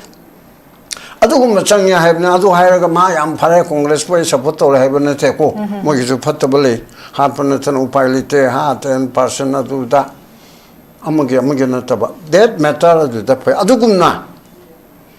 BJP na panye palo ma to Hindu ya do da to joro ne to da di chapchana lo no rase ge ne adu de mial ba adu li paro within 24 hours situation na haibe ya da bra adu da no kari adu da ne ya ro kari santan na phago no haibro thing mu su ya bro sovereign authority ne supreme court na haya ba state has its own sovereignty within the jurisdiction magi jurisdiction manung da list to haitare list to se the periba item entry humpu ga ma taruk se masi state na tawjagadam na state na tawbangam daba external aggression tawre internal disturbance tawre ador boidi chipayala thabira u haida mateng pangani madubo article 355 haina kore 355 har moina losin banate chipayala chingum puthar ido 355 tani azu tharaga season of the kone season of the adunishi minister na control to do na che moi passing to ge dandi people mara liba to da pun mo discipline action lo the center na to jagani but season of the di azu chalo azu chapi wan asam re pan mang thau army na mang thau CHP na chi to lo sidi ko sida to jaga na aduna adu ma port puna mo ga chap chana ma thau to daba aduna ma thau to dir si Kemchana makamita wunga moidaba mira Govindas po kamita wunga moidaba mira Losidi kobo kamita wunga moidaba mira gam ganeva Karigi ngamande because of BJP high command BJP system se BJP were so Himanta Biswas do ayaning ine magi oina samgi oina ma hoji kari se then chudenda adhikari habra Punjab ki Mamata Banerjee maithiba pirimi se BJP also mapan lagi jangan pa Bangladesh lagi jangan pa singdo ram tunca karo nami asuni manung da noi bu phara ga jail thamudab do jail la babu no gi sak pijan ning de chakro kana nak tham ki swai da to hibda illegal immigrant nam ta lai be aro asi BJP ki chief minister na ba me gi na du mut to raga koi na kari mut to da no hoi ngarang na khatam machin ga thorak ta na national highway da lut pa to ba thing ma khol pe se NS to ne adu di good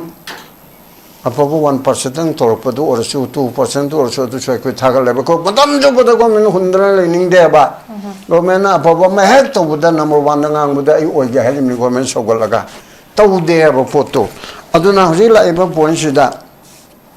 Mose Ma Pare, the Matamutang Hangdana, Torate Parani Aduga Masisukara Yorge, have you state na.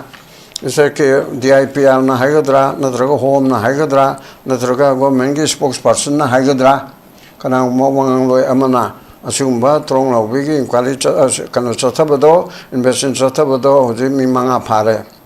taruk pala hanu ju ke ne ke kareba uk ne ke ani phare nam chu tawhi dai ne adu ate ki case to phabati ki chumna forme arrest mali sa achisu makel so hai ba ai so chai ma mom hagido Kesa tay chana po maam lay baduri amma the paraga sida so amuk formal arrest we have a police na. Okay babu. Aduna sumba maam lay bani na say kanna lay bisida kesi kana yorge karita orge hai bise pomina hangbaya ba adu human right activist sing na hangbaya ba club sangstan sing na kala ke lo ke kare ke thong tin bise ko da kana wa le ba. Tolo pide with a muktu hunger strike not a kare wakat mi from Tolo pide the quarter at Pedro. As we get adu transparent posting at the Tobino to be other quarters at Pedro. As we get a Bamatanga Human Rights Commission share High Court ki motion me aba. It's an every case as the co. High Court authority Article 226 fundamental right mang beginaba. Fundamental right is the human right nidra. As it's an every cases High Court read Taribo Punamasa fundamental right oibanina, civil right oibanina, Maji Human Rights Commission da Toraga Tawayaba Potam Oyaba. Adugumba, Manipur Human Rights Commission do, Hauji Kanakanano Kangare, CHAIRPERSON Ama, the Gazaz Ama, the Gichumnagi Michamama, Om Kangare and Tai,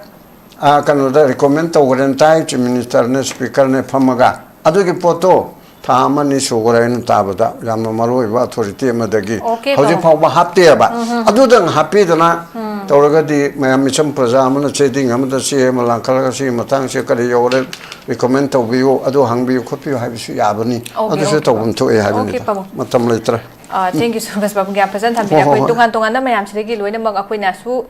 Kari Kari, Aquis, the Kara, Push of Shilapaya by Tadum, what Lepam Tambi, Dugaluena. Conviction ki post ma mayam phara ka kuna sum machi link de lebe pot am lebe se kuna fast track court kumba adugumba gi tawrakanda tawba ya ba kai ke mayam am lekhre duna sumai sum nat taraga di mayam phina khoi gi fake toxin ba mayam thajaba wat pa se dum leiduni aduna la hujik su dum phawri bani mayam gi wafam da matung da kadai phok yona loin involve to se phadura madugi chena ba sing loina ma ko transfer na puthora ka tawduira khai ba se makhana kyam kuin tawgani ge se dum hujik thajaba wat de post adumak lei praja mayam gi wakhanda duna ꯃꯁꯤꯅꯗꯤ ꯀ꯭ꯔꯥꯏꯝꯁꯤ ꯇꯧꯅꯤꯡꯕ ꯃꯇꯥꯡ ꯃꯇꯝ ꯆꯥꯅ ꯇꯧꯗ꯭ꯔꯝꯗꯅ justice deliver ꯇꯧꯕꯁꯦ ꯑꯗꯨꯝ ꯗꯤꯂꯦ ꯇꯧꯔꯝꯗꯅ ꯇꯧꯅꯤꯡꯕ ꯃꯑꯣꯡꯒ ꯇꯧꯕꯒꯤ ꯃꯑꯣꯡꯒ ꯇꯧꯔꯛꯄꯒꯤ ꯁꯤꯒꯤ ꯌꯥꯝꯅ ꯂꯥꯏꯕꯛ ꯊꯤꯕꯁꯤꯅ ꯑꯩꯈꯣꯏꯅ ꯎꯔꯤꯁꯦ ꯑꯗꯣ ꯄꯥꯕꯨꯡꯅꯁꯨ ꯊꯝꯕꯤꯈ꯭ꯔꯦ ꯃꯁꯤꯁꯦ ꯁꯛꯇꯤ ꯁꯤꯖꯤꯟꯅꯒꯗꯧꯕꯅꯤ ꯁꯛꯇꯤꯁꯦ ꯁꯤꯖꯤꯟꯅꯗꯕꯅ ꯃꯑꯣꯡ ꯑꯆꯧꯕ ꯃꯑꯣꯡ ꯃꯔꯝ ꯑꯃꯁꯨ ꯑꯣꯏꯔꯦ ꯑꯣꯖꯥ ꯄꯥꯎꯖꯦꯜ ꯆꯥꯎꯕ ꯂꯥꯛꯆꯅꯦ ꯑꯣꯖꯥ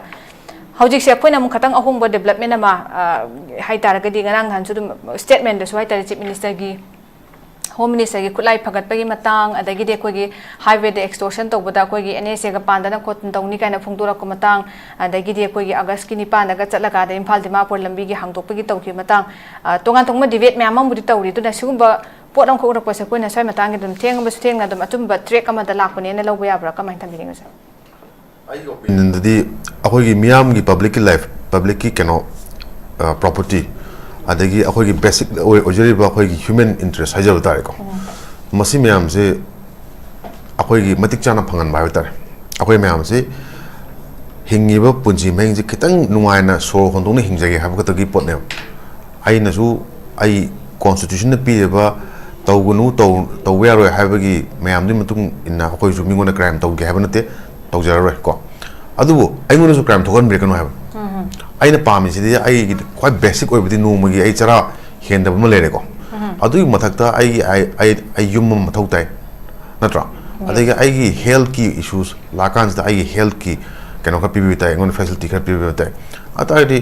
ꯑꯩꯈꯣꯏꯅ ꯑꯗꯨꯈꯛ ꯍꯪꯉꯤꯉꯩ ꯃꯊꯛꯇꯨꯗ ꯍꯦꯜꯊꯀꯨꯝꯕ ꯑꯦꯖꯨꯀꯦꯁꯟꯒꯨꯝꯕꯀꯣ ꯑꯗꯒꯤ ꯑꯩꯒꯤ ꯂꯩꯔꯤꯕ ꯕꯦꯁꯤꯛ ꯑꯣꯏꯕ ꯆꯥꯅꯕ ꯍꯥꯏꯇꯥꯔꯦ ꯆꯦꯡ ꯑꯣꯏꯒꯦꯔꯥ ꯑꯃ ꯑꯣꯏꯒꯦꯔꯥ ꯒꯣꯔꯃꯦꯟꯗꯤ ꯂꯣꯏ ꯄꯤꯅꯤ ꯍꯥꯏꯅꯤ ꯅꯠꯇ꯭ꯔꯥ ꯑꯩꯈꯣꯏꯒꯤ CM ꯍꯛꯁꯦꯜ ꯇꯦꯡꯕꯥꯡ ꯑꯗꯩ ꯄ꯭ꯔꯥꯏꯝ ꯃꯤꯅꯤꯁꯇꯔ ꯀꯩꯅꯣ ꯌꯣꯖꯅꯥ ꯑꯩꯈꯣꯏꯒꯤ ꯑꯗꯨ ꯂꯩꯗꯅ ꯑꯅꯥꯕꯒꯤ ꯑꯗꯒꯤ ꯆꯦꯡꯒꯤ ꯑꯩꯈꯣꯏꯅ ꯌꯦꯜꯂꯤꯕ ꯑꯗꯒꯤ ꯑꯦꯗꯨꯀꯦꯁꯟ ꯁꯦꯛꯇꯔ ꯃꯌꯥꯝꯁꯤ ꯈꯤꯇꯪ ꯐꯇꯥꯔꯗꯤ ꯑꯩꯈꯣꯏꯁꯨ ꯑꯗꯨꯝ ꯍꯤꯡꯕ ꯌꯥꯏ ꯍꯥꯏꯕꯅꯤ ꯁꯤ ꯃꯌꯥꯝꯁꯤꯗꯤ ꯂꯥꯏꯔꯗꯅ ꯑꯩꯈꯣꯏꯗꯤ ꯍꯧꯖꯤꯛ ꯂꯩꯔꯤꯁꯤꯗꯤ ꯑꯩꯈꯣꯏꯗꯤ ꯃꯊꯪ ꯃꯈꯥ ꯑꯣꯜꯂꯕ ꯑꯩꯈꯣꯏ ꯄꯨꯟꯁꯤ ꯃꯍꯤꯡ ꯑꯃꯅꯦꯕ ꯃꯅꯤꯄꯨꯔꯗꯕꯨ ꯍꯧꯖꯤꯛ ꯃꯤ ꯀꯌꯥꯅ ꯕꯤꯖꯤꯅꯦꯁꯁꯦ ꯐꯖꯅ ꯆꯥꯎꯈꯠꯂꯤ ꯑꯩꯈꯣꯏ ꯑꯣꯟꯇꯔꯄ꯭ꯔꯤꯅꯔꯁꯤꯞ ꯗꯦꯕꯂꯞ ꯇꯧꯔꯦ ꯑꯩꯈꯣꯏ ꯌꯥꯝꯅ ꯍꯨꯏ ꯈꯣꯡꯅ ꯍꯤꯡꯕ ꯅꯨꯡꯉꯥꯏꯕ ꯃꯑꯣꯡ ꯑꯃꯗ ꯂꯩꯔꯦ ꯑꯩꯈꯣꯏ ꯄꯨꯟꯁꯤ ꯃꯍꯤꯡꯁꯦ ꯚꯦꯔꯤ ꯒꯨꯗ 2023 ꯃꯃꯥꯡꯗꯗꯤ ꯌꯥꯝ ꯅꯨꯡꯉꯥꯏꯔꯝꯗꯕꯅꯤ 2023 ꯃꯇꯨꯡꯗ ꯊꯤ ꯅꯨꯡꯉꯥꯏꯔꯦ ꯍꯥꯏꯕꯁꯤ ꯃꯤ ꯀꯅꯥ ꯌꯥꯎꯗꯣꯏꯅꯣ ꯁꯤꯗ ꯍꯥꯏꯔꯛꯄ ꯃꯤꯗꯨꯗꯤ ꯍꯣꯏ ꯃꯦꯕꯤ 1% ꯀꯨꯝꯕ 1% ꯀꯨꯝꯕꯁꯤꯗꯤ ꯀꯅꯥ ꯀꯅꯥꯅꯣ ꯈꯪꯗ꯭ꯔꯦꯀꯣ ꯄꯋꯥꯔ ꯂꯩꯕ ꯄꯩꯁꯥ ꯄꯥꯏꯕ ꯍꯥꯟꯅꯒꯤ ꯑꯗꯨꯒꯨꯝꯕ ꯃꯌꯥꯝ ꯂꯩꯔꯝꯒꯅꯤ ꯑꯦꯐꯦꯛ ꯇꯧꯗꯕ ꯍꯥꯏꯇꯥꯔꯦ ꯕꯠ 99%ꯗꯤ ꯑꯦꯐꯦꯛ ꯇꯧꯏꯅ ꯑꯩꯈꯣꯏꯅ ꯄꯥꯝꯃꯤꯗꯨꯗꯤ ꯕꯦꯁꯤꯛ ꯑꯩꯈꯣꯏꯒꯤ ꯐꯪꯐꯝ ꯊꯣꯛꯄ ꯈꯔꯗꯨꯅꯦꯕ ꯃꯇꯤꯛ ꯆꯥꯅ ꯑꯩꯈꯣꯏꯕꯨ ꯉꯥꯛꯁꯤꯟꯕꯤꯕ ꯗ꯭ꯌꯨꯇꯤ ꯑꯣꯐ ꯗ ꯒꯣꯚꯔꯟꯃꯦꯟꯠ ꯑꯩꯁꯤ ꯏꯊꯟꯗꯅ ꯉꯥꯛ ꯁꯦꯟꯕ ꯍꯥꯏꯁꯤꯅ ꯑꯩ ꯏꯁꯥꯒꯤ ꯕꯦꯁꯤꯛ ꯑꯣꯏꯖꯕ ꯑꯩ ꯉꯝꯖꯕꯗꯨꯅꯤꯀꯣ ꯅꯠꯇꯕꯗ ꯑꯩꯉꯣꯟꯗ ꯃꯤ ꯑꯃꯅ ꯅꯣꯡꯃꯩ ꯀꯥꯞꯄꯦ ꯊꯥꯡ ꯊꯤꯜꯂꯦ ꯃꯣꯛ ꯑꯃ ꯆꯪꯍꯜꯂꯦ ꯍꯥꯏꯇꯥꯔꯒꯗꯤ ꯑꯩ ꯄ꯭ꯔꯣꯇꯦꯛ ꯇꯧꯕꯁꯤꯕꯨ ꯑꯩꯈꯣꯏꯒꯤ ꯂꯣ ꯑꯦꯟ ꯑꯣꯔꯗꯔ ꯉꯥꯏꯕ ꯄꯨꯂꯤꯁ ꯗꯤꯄꯥꯔꯠꯃꯦꯟꯠꯀꯤ ꯃꯊꯧ ꯅꯠꯇ꯭ꯔꯕ ꯑꯩꯅ ꯕꯤꯖꯤꯅꯦꯁ ꯑꯃ ꯇꯧꯖꯒꯦ ꯑꯩꯒꯤ ꯕꯤꯖꯤꯅꯦꯁꯁꯦ ꯒꯨꯋꯥꯍꯥꯇꯤ ꯕꯦꯁꯅꯤ ꯑꯁꯥꯝ ꯕꯦꯁꯇꯒꯤ ꯍꯦꯟꯗꯣꯛꯇꯅ ꯀꯣꯜꯀꯇꯥꯅꯤ ꯑꯗꯒꯤ ꯑꯔꯨꯅꯥꯆꯜ ꯑꯗꯨ ꯑꯗꯥ ꯍꯥꯕꯤ ꯆꯥꯕꯤ ꯃꯌꯥꯝ ꯂꯩꯔꯀꯥꯟꯁꯤꯗ ꯑꯩꯒꯤ ꯆꯤꯡꯉꯛꯇꯣꯏꯕ ꯀꯔꯤ ꯍꯥꯏꯖꯕ ꯇꯥꯔꯦ ꯄ꯭ꯔꯗꯛꯁ ꯍꯥꯏꯇꯥꯔꯦ ꯑꯗꯨꯒꯤꯗꯤ ꯕꯤꯖꯤꯅꯦꯁ ꯇꯧꯖꯒꯦ ꯍꯥꯏꯕ ꯀꯥꯟꯁꯤꯗ ꯇ꯭ꯔꯛꯀꯔꯁ ꯃꯌꯥꯝ ꯅꯨꯃꯤꯠ 12 ꯆꯪꯉꯦ ꯍꯥꯏ ꯅꯍꯥꯟꯒꯤ ꯂꯩꯕ ꯀꯩꯅꯣꯁꯤꯗ ꯄ꯭ꯔꯣꯇꯦꯁꯇ ꯑꯗꯨꯗ ꯃꯄꯥꯟꯒꯤ ꯑꯩꯈꯣꯏꯒꯤ ꯆꯥꯛ ꯄꯨꯁꯤꯟꯖꯔꯤꯕ ꯗ꯭ꯔꯥꯏꯚꯔꯁꯤꯡ ꯑꯩꯈꯣꯏꯒꯤ ꯂꯣꯀꯦꯜꯒꯤ ꯂꯩꯔꯤꯕ ꯗ꯭ꯔꯥꯏꯚꯔꯁꯤꯡꯁꯦ ꯃꯈꯣꯏꯅ ꯅꯨꯃꯤꯠ 12ꯅꯤ ꯊꯥ ꯑꯃ ꯐꯥꯔꯛꯇꯨꯅ ꯑꯩꯈꯣꯏꯒꯤ ꯐꯟꯅꯤꯡꯆꯠ ꯁꯤꯗꯩꯁꯤꯗ ꯑꯩꯈꯣꯏꯒꯤ ꯑꯋꯥꯕ ꯃꯌꯥꯝ ꯃꯥꯌꯣꯛꯅ ꯀꯥꯟꯁꯤꯗ ꯂꯝꯕꯤꯗ ꯌꯥꯔꯦꯛꯑꯒ ꯂꯩꯕ ꯀꯥꯏꯁꯤꯁꯨ this only happens in Manipur ꯍꯥꯏꯇꯥꯔꯦꯀꯣ ꯑꯗꯨ ꯃꯌꯥꯝꯅ ꯍꯥꯏꯗꯣꯏꯅꯦꯕ ꯑꯗꯒꯤ ꯀꯜꯀꯇꯥꯗꯒꯤꯅ ꯑꯁꯥꯝꯐꯥꯎ ꯂꯥꯛꯄꯗ ꯅꯨꯃꯤꯠ 2 ꯈꯛ ꯆꯪꯉꯦ ꯑꯗꯨꯒ ꯁꯤꯗꯩꯁꯤꯗꯅ ꯅꯨꯃꯤꯠ 20 ꯆꯪꯉꯦ ꯁꯤ ꯂꯣꯏꯔꯦꯅ ꯃꯣꯏ Hindi ꯃꯔꯣꯟꯗ ꯂꯣꯜꯂꯀꯥꯟꯁꯤꯗ ꯊꯥꯒꯠꯂꯛꯏꯗꯣ is for all over India to see ꯀꯔꯤꯒꯤꯅꯣ ꯍꯥꯏꯀꯥꯟꯗ ꯑꯩꯈꯣꯏ ꯃꯅꯤꯄꯨꯔꯗ ꯂꯩꯔꯤꯕ ꯄꯨꯟꯁꯤ ꯃꯍꯤꯡꯁꯤ ꯀꯔꯤꯅꯣ ꯍꯥꯏꯕꯁꯦ ꯑꯗꯨꯅ ꯍꯧꯖꯤꯛꯀꯤ ꯂꯩꯔꯤꯕ ꯉꯁꯤꯒꯤ ꯑꯩꯈꯣꯏꯅ ꯅꯩꯅꯔꯤꯕ ꯗꯤꯁꯀꯁꯟꯁꯦ ꯍꯌꯦꯡ ꯍꯪꯆꯤꯠꯇꯤ ꯑꯃꯨꯛ ꯑꯩꯈꯣꯏꯒꯤ 15 ꯑꯥꯒꯁꯠꯀꯤ ꯋꯥ ꯉꯥꯡꯕ ꯀꯥꯟꯗ ꯑꯃꯨꯛ ꯃꯗꯨ ꯑꯃꯨꯛ ꯑꯣꯚꯔꯂꯦꯞ ꯇꯧꯒꯅꯤ ꯄꯕ꯭ꯂꯤꯛ ꯃꯦꯃꯣꯔꯤ ꯏꯁ ꯚꯦꯔꯤ ꯁꯣꯔꯠ ꯍꯌꯦꯡ ꯉꯥꯏꯍꯥꯛ ꯂꯩꯔꯀꯥꯟꯗ ꯀꯩꯅꯣꯝ ꯇꯥꯟꯅꯔꯛꯀꯅꯤ ꯑꯗꯨꯒꯤ ꯗꯤꯁꯀꯁꯟꯗꯨꯅ ꯑꯃꯨꯛ ꯌꯥꯎꯒꯅꯤ ꯑꯗꯨꯒ ꯑꯃꯨꯛ ꯈꯟꯅꯔꯅꯤ ꯁꯣ ꯑꯗꯣ ꯑꯩꯈꯣꯏꯒꯤ ꯂꯤꯂꯥꯒꯤ ꯄꯥꯔꯠ 1 ꯄꯥꯔꯠ 2 ꯄꯥꯔꯠ 3 ꯄꯥꯔꯠ 4 ꯁꯨꯝ ꯈꯥꯏꯔꯀꯥꯟꯗ ꯁꯨꯝ ꯆꯠꯈꯤꯕꯗꯣ ꯑꯗꯩ ꯁꯨꯝ ꯍꯔ ꯘꯔ ꯇꯤꯔꯪꯒꯥ ꯍꯥꯏꯅ ꯑꯃꯨꯛ ꯇꯧꯔꯛꯀꯅꯤ ꯍꯔ ꯘꯔ ꯇꯤꯔꯪꯒꯥꯁꯤ ꯌꯦꯡꯕꯤꯌꯨꯅꯦ ꯑꯩꯈꯣꯏ ꯁꯣꯝꯗ ꯑꯩꯈꯣꯏ ꯀꯔꯤꯅꯣꯕ ꯑꯩꯈꯣꯏꯅ ꯍꯔ ꯘꯔ ꯇꯤꯔꯪꯒꯥꯒꯤ ꯋꯥꯍꯟꯊꯣꯛꯁꯤ ꯀꯔꯤ ꯂꯩꯒꯦꯕ ꯁꯣꯝꯗ ꯐ꯭ꯔꯦꯛꯆꯔ ꯆꯦꯡ ꯂꯩꯇꯕ ꯐꯧ ꯂꯩꯖꯗꯕ ꯂꯧ ꯎꯕ ꯐꯪꯗꯕ ꯑꯗꯒꯤ ꯍꯦꯜꯊꯀꯤ ꯕꯦꯅꯤꯐꯤꯠ ꯐꯪꯗꯕ ꯏꯁꯥꯒꯤ ꯌꯨꯝꯗꯒꯤ ꯊꯣꯛꯄ ꯀꯥꯟꯗ ꯏꯁꯥꯒꯤ ꯂꯝꯕꯤ ꯏꯁꯥꯒꯤ ꯅꯦꯁꯅꯦꯜ ꯍꯥꯏꯋꯦꯗꯐꯥꯎ ꯆꯠꯄ ꯉꯝꯗ꯭ꯔꯕ ꯗꯨꯗ ꯑꯩꯈꯣꯏꯅ ꯍꯔ ꯘꯔ ꯇꯤꯔꯪꯒꯥꯒꯤ ꯋꯥꯍꯟꯊꯣꯛꯁꯤ ꯂꯩꯔꯤꯕ꯭ꯔꯥ ꯁꯤꯅꯤ ꯋꯥꯍꯟꯊꯣꯛꯇꯤ mayum lai taba tu da ata ka gidi to akoi celebrate to this akoi ning tamba numit haidu aseng bu oibra na thaga akoi je adum phadal thama kan subjugate to kan oppress to kan nekar kan sega la kan adu gumbagi kano ra akoi gi kari hajaba tare occasion am oibra akoi haroni ngai am oibra India gi rest of India me celebrate ko but Manipur de akoi adu wahan tok to leibra haibu gi acho wahang am yam hang ne Modi ki man ki baat akoi taning ibra no we don't want akoi tasina kan personal tajaning re tuan ba mainstream media na ngang pa wahi ko jiki tamani na pamili ba anam Goswami kai sungeng mu yeng de koi kai hata ka de moi they are all godi media ko ado ta ka de Manipur sida akoi to bili sibu akoi sibu kai haja batare covid la ka sida patra me am putho thillo hai ba kangu dima akoi dum oi ra ha bi wai ne ko covid pharne na ana akoi we have had enough akoi depend jare ana independence democracy haibagi wahan dokse akoi Manipur da lehen biu haibane chieng chak tangi ba gas thau petrol adagi economic repression akoi ge laiba akoi gi economic sector haidar ko pura fail or is the government of India na akoi kari pipi ge except sipai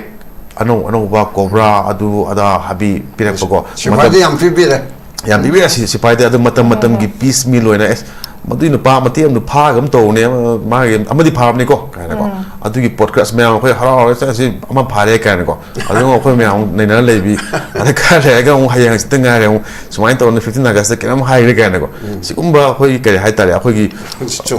fun jai hai ta pulling the wool over our eyes the public eyes hai da ta le masi me am je adum tong le ri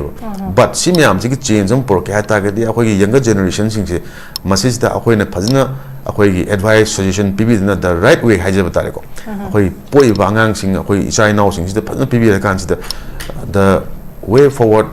is to be done kana no ha kan youth na ne youth de kana hor ko tu al huji kan gi am ngai jo Manipur gi youth sing sim mayam sing juk huji comment ta u phangye ta ban happy yam bi comment Facebook ki social media comment sida sida government ki kana ram na kanam haigre makha ta ba comment me am je phajam yaudre adagi aduna adu haigre organizing leader adu haigre mayam tarpa comment sing phajare ana kari gi masi comment sing sina real life on thorawa 2027 gi lagdori election sida tawta gadi adu ta gadi BJP in Manipur ma yamna aruba serious film da laisu laigani hoi aduna politics ki wa amdi ore but nevertheless change am pro ke hata gadi it is to be done by the youths with guidance by the seniors tamani ko tak pi ga na khoi khang ni ko khoi no makha taw dong mem tak pi ni amain to kan the media ju so bo role male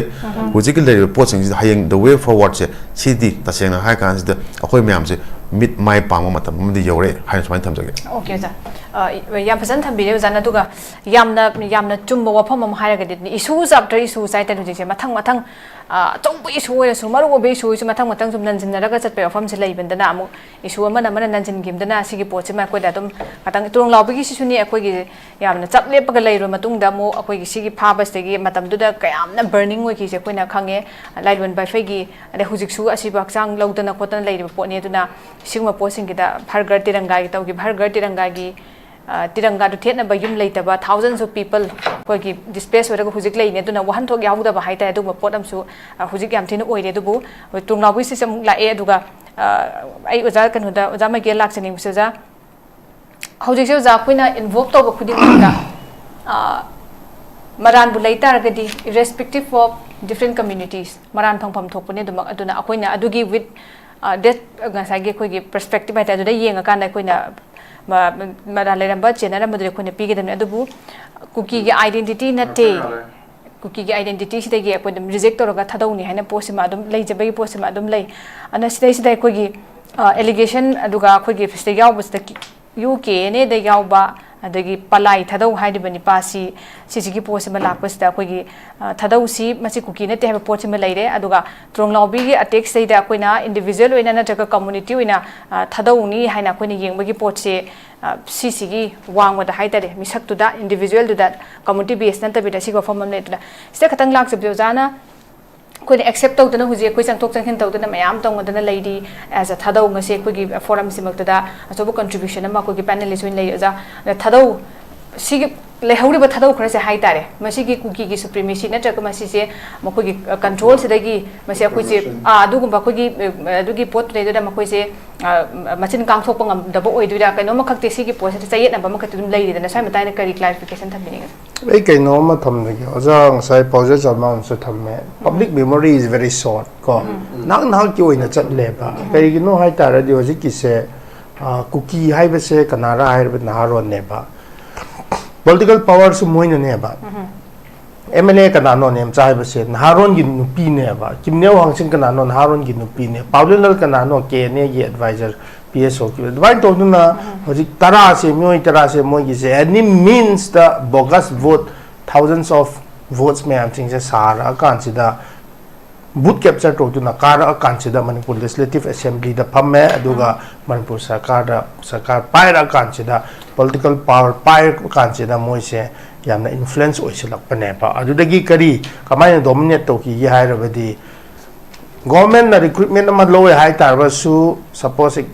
naron gi mari matai loi oigani ba because moi di MLA mantri mandol oirabani na moi gi bai virtue hantak nemcha kip gen na hapi ba community hall tara du yung pa mo kampo pi ne du so magi constituency ngak ne ba 10 article 275 1 gi matung ina grando tribal affairs ke loi na magi constituency da magi kaino du da magi mari matai naron gi family sing da khun da thamme ba so adumai to Manipur gi government gi resources mayam sing se Manipur gi against to na ba gi namak ta season ra kan se da problem se tholak pane ba Honorable Chief Minister Ram Khem Chan recently kampo pi da visit to kai gi visit to re no atai te ne kham da ba yai thado na di khangye khoi thado kari gi moibu naga mi oi tarup terrorist crime to ba da gi nai da chen na ba gi adu gi damak ta thembiu haina khadrak tu yengo kari khadrak no MLA ani nem cha kip gen ga khole do kana gi right hand no sin si thangboy gi nupi ne ama do home secretary gi kaino ne uncle ne do tar ba di ma ba ni do chief minister ga yaw ra kan sa free movement ka lawe ba moin adu gumba khadrak do pa mo hai bi mayam na som da thaja ba gumba man ba gumba so adu gi political po chief minister su chat da ba ya ba po da kari gi chat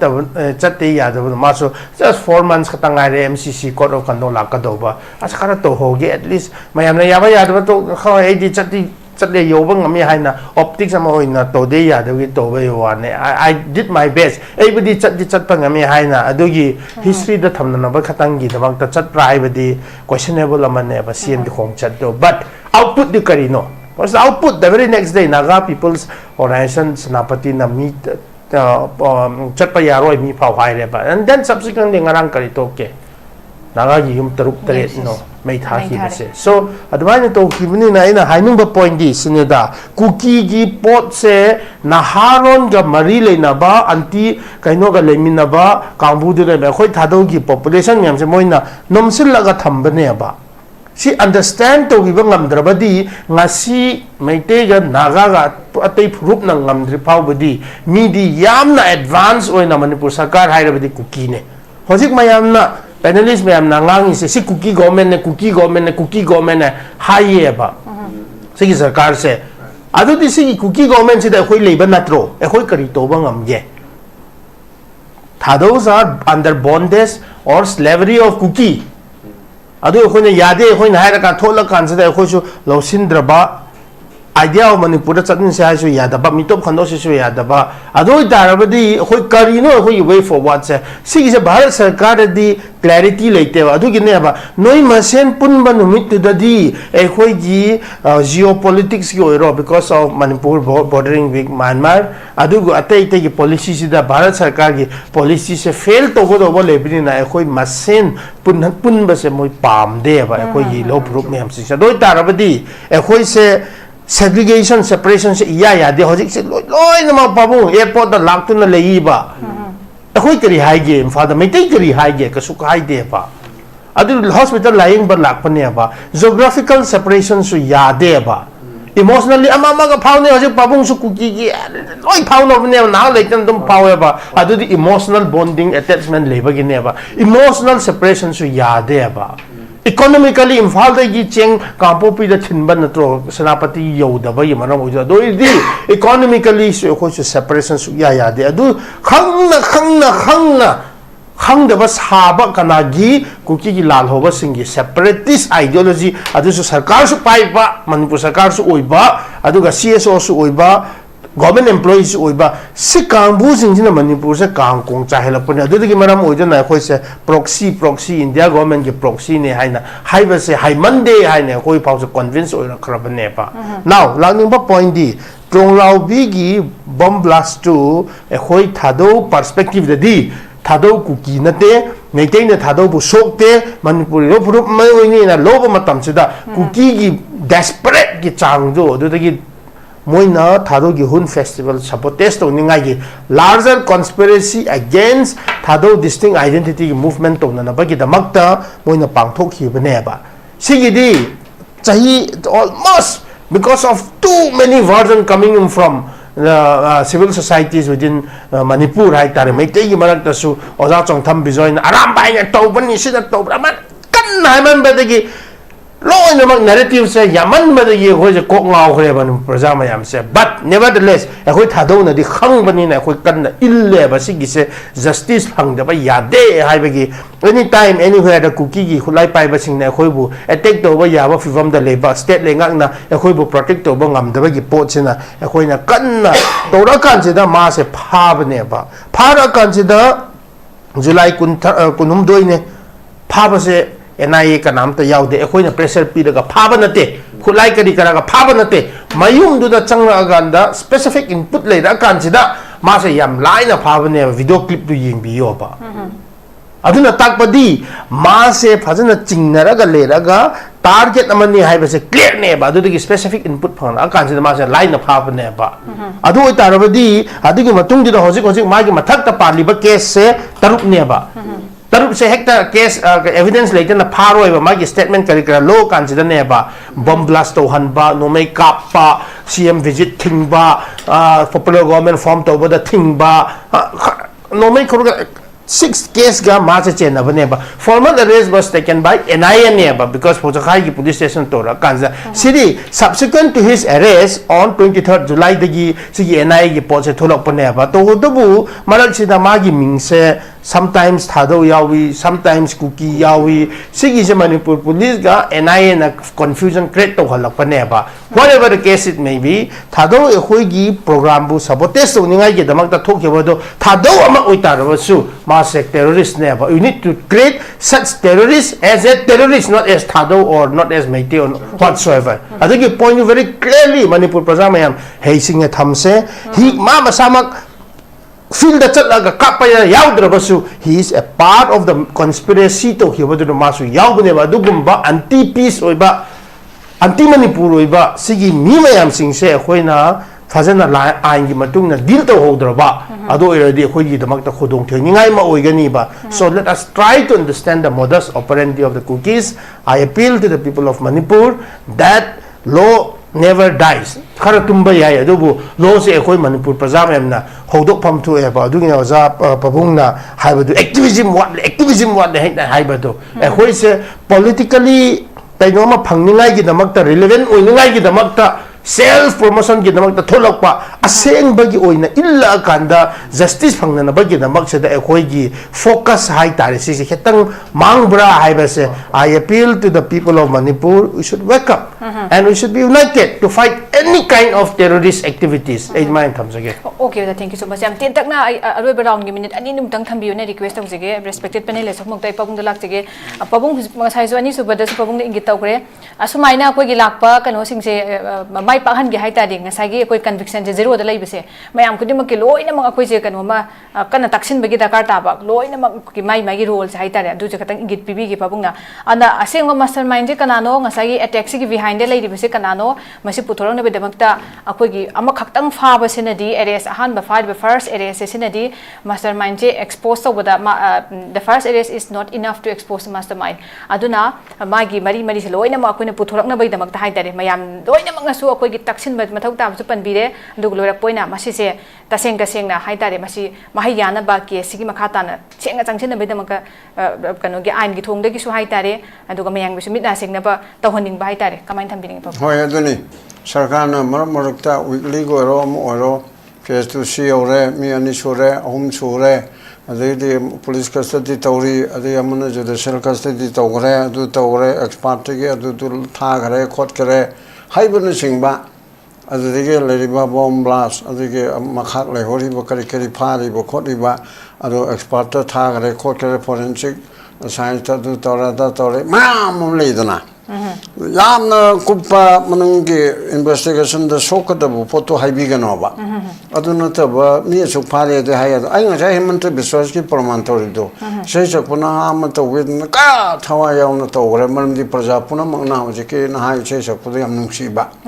aduna adu ma me am gi kanosi ga man chief minister moina home ki togodabu man torga nuti gi oina ma gi trial si torani adi mayungi mama mo paduna tu tobirana da tobirni si taweba aduna ne aina nga sai do usuri activist ko ne yam boining ba organization di leire khudingi adum leire lekai khudingi leire jiki chai ohum chida lan me ohum 23 degi organization thori chekana gi ma gi mara thawai gi me shin chimbal leire punam che iban aina kano to jaba tara gi saisu kaina leire punam chi hari ba thodo munung chi di thoki ba sai ani ohum chi munung thoki ba ngaktane ba habjik chu adu ge group ma ma ha adu ge apun ma group adu ge nong pok ki kambo nong sup ki kha gi wangi tawe ba adu tori ba do akoi purpose ma da justice phangna bi da mukta manipur si amna mong ta dre adu di june 19 ge double aine he haijaba do tal duna haidre june contract tarik tu nate june 18 da laiba thauna do maduge ihou do uprising do maduge double june contract taruk aise tarik te contract ruk laiba nate asi tawse na haibada me an hekte tawda maroina political party ruling party sarkar pairi ba mantri mandol MLA sing moge tawpam thokpa tawdri ba aduga moge party ki policy oina lakpadana har ghar tirangai do ka yang gre aduna 27 sai saubuna so hajan 27 da jepem phauka da ma am sei only 99.9 meeting to putting yauriba discussion na toriba asidu thagali ankan BJP se mojo khalati phaida habi ama bhaw yaude ba okay babu ado no chalaga ado vote di BJP ngatangai do male ba kai moi program da khangba har ghar rai do ha ado kumbi da tore dri wangjing da tore pasoi da tore asmi je lishingani humari manga chita ureba yadrim ne se ko ge sason to re se chilla to rim na hairim na ba pola yom na ko se mane polo mangmen na bra khonmen na bra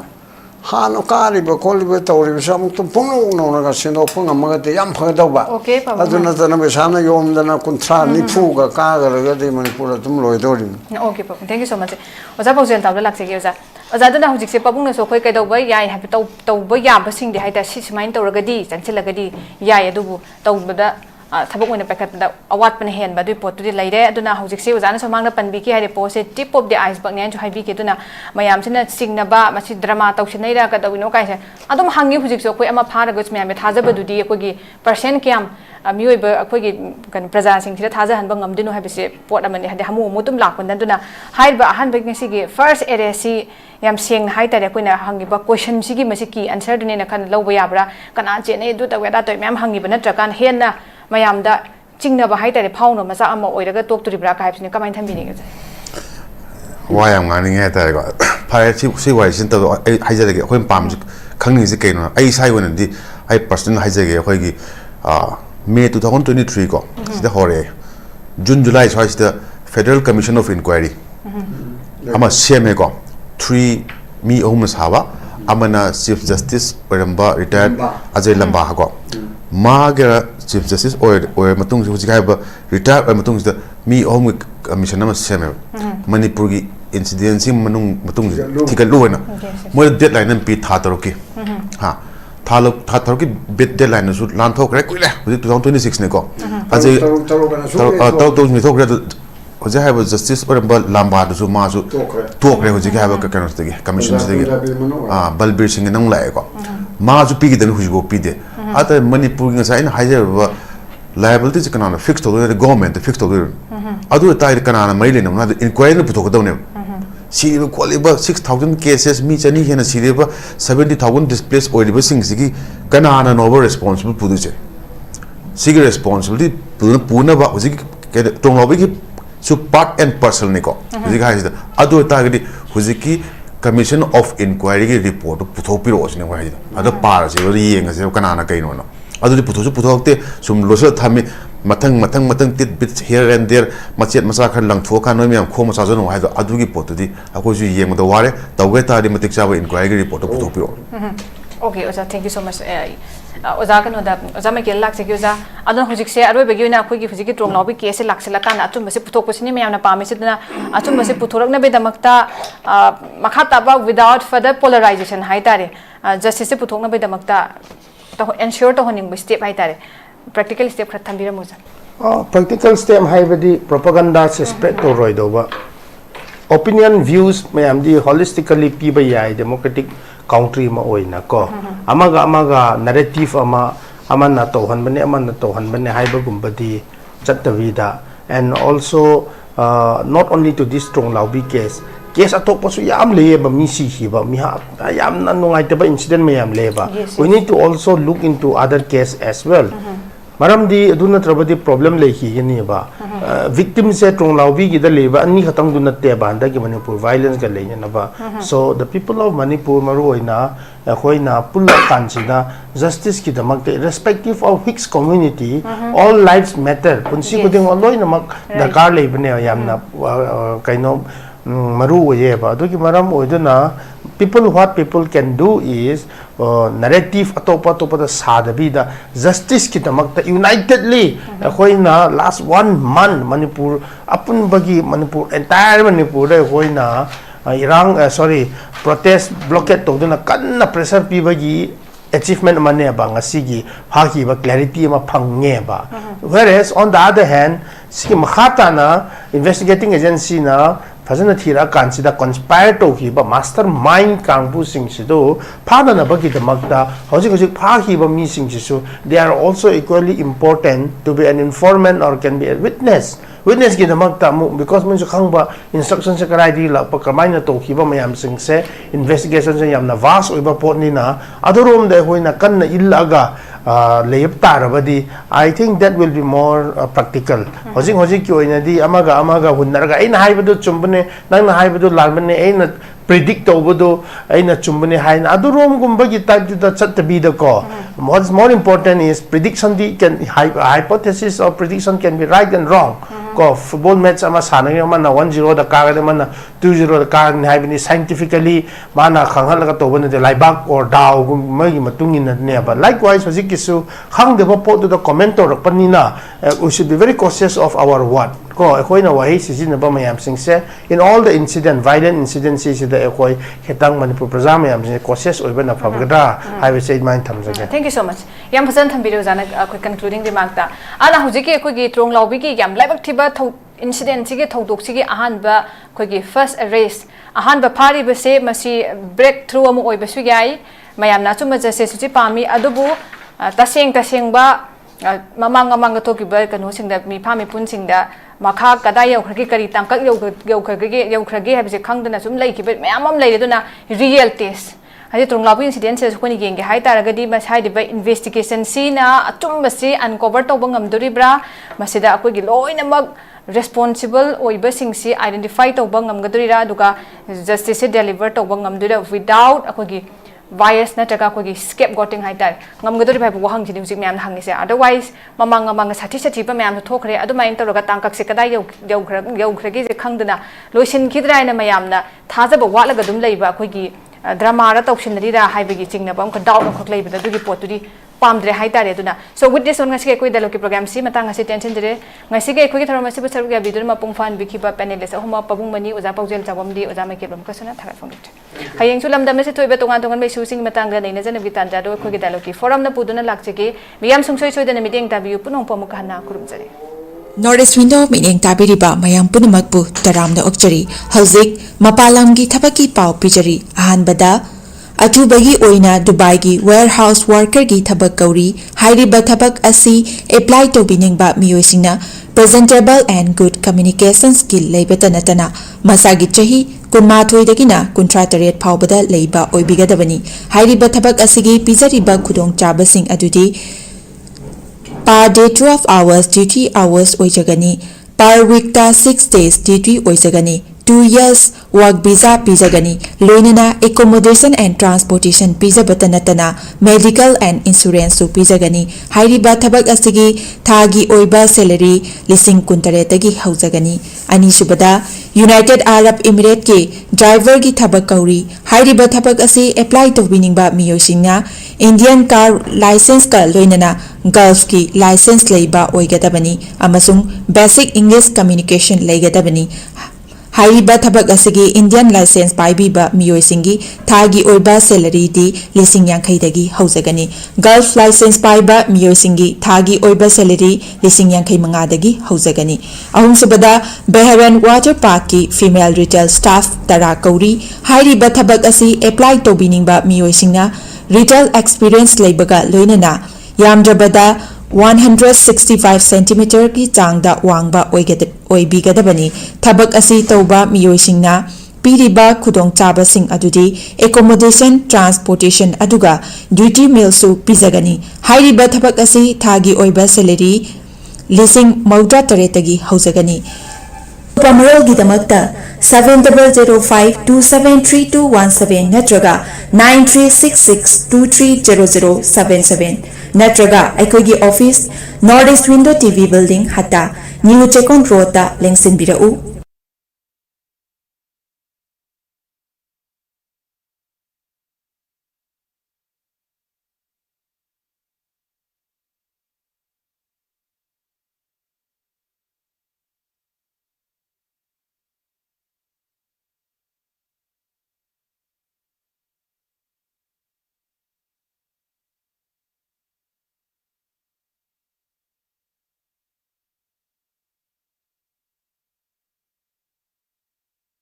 Sparkle Educational Service ki Career Counselor ki Female amasung Male ki ahangba post ani kauri Educational Qualification MBA loiba oigadabani Fresher amasung Experience leiraba miyoisingna apply tobiba yagani Hena akupa marol kidamak 7005063196 natragana 9366230077 da contact tawirao natragana aikogi office Sparkle Educational Service second floor Northeast Window TV Building Hata New Chekon Road Imphal East Manipur da lengsin birao